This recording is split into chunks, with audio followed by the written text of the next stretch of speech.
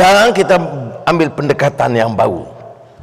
Setahun berlalu, kita mula dengan beberapa pendekatan, termasuk penghapusan harga ayam yang berhasil. Kita akan mensasarkan subsidi. Saya minta rakan-rakan faham, kerana kita akan berdepan dengan masalah ini. Mereka berhutang, defisit membengkak, tanggungan kerajaan bertambah. Tidak ada kerajaan yang mampu terus dengan amalan subsidi sekarang. Tapi subsidi yang ditarik tidak harus membebankan rakyat. Kita beri contoh elektrik. Subsidi elektrik hari ini mencecah puluhan bilion ringgit. Orang asing 3.5 juta dapat subsidi itu. Orang maha kaya pun dapat subsidi sedemikian.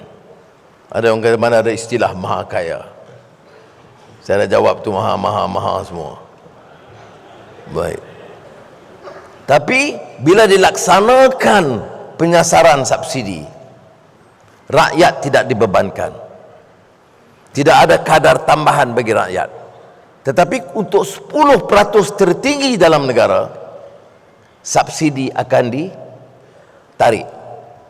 Maknanya kita dapat menyelamatkan hampir 4 bilion ringgit daripada penyasaran subsidi. Saudara kena faham. Apakah rakyat terkesan? Tidak. Yang terkesan hanya 10% yang teratas. Jadi kalangan pembangkang yang marah ni sebab apa? Dia ini wakil siapa? Wakil golongan maha kaya. Kalau dia wakil rakyat, 90% rakyat tak terkesan. Yang terkesan hanya 10% maha kaya dan 3.5 juta orang asing yang di negara kita. Jadi diharap hal ini difahami. Malah saya beri jaminan, andai kata oleh kerana penarikan subsidi berlaku dan mengesankan kepada rakyat, kita akan tambah STR bagi rakyat supaya mereka dapat tampung kerugian itu. Hakikatnya langkah subsidi pukal tidak lagi relevan dan mampan tak kala kos menampung terus membengkak setiap tahun. Subsidi kepenggunaan pada tahun 2022 mencecah 77.3 bilion ringgit. Tiap tahun 77.3 bilion ringgit untuk subsidi. Petrol, diesel, LPG, minyak masak, tepung, elektrik menjadikan jumlah subsidi tertinggi dalam sejarah.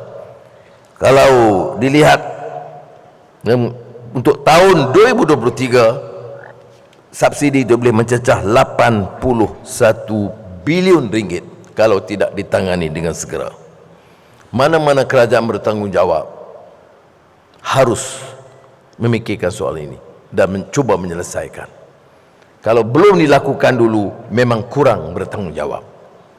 Dan mereka harus jawab kepada rakyat mengapa diberi subsidi kepada 3.5 juta orang asing dan mengapa diberi subsidi begitu besar kepada orang-orang yang maha kaya.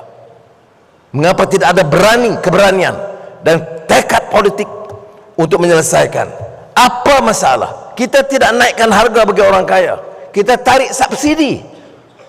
Ini dasar kita sekarang ini. Maknanya subsidi itu seperti sedekah. Kita lah paling baik dalam negara di dunia ini kerana kita sedekah pada orang maha kaya. Dan ini yang berlaku dalam negara kita dan ini harus dibetulkan. Jadi pendekatan subsidi bersasar akan terus diambil oleh kerajaan tetapi tetap menyediakan jaringan keselamatan yang lebih efektif untuk golongan rentan dan miskin.